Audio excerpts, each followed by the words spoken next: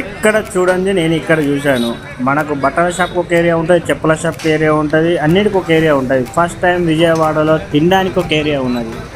గట్టిగా తినాలనుకున్నోడు, అన్ని రకాలుగా అన్ని టేస్ట్ చేయాలనుకున్నోడు ఇక్కడికి వచ్చిరనుకోండి మొత్తం తినచ్చు.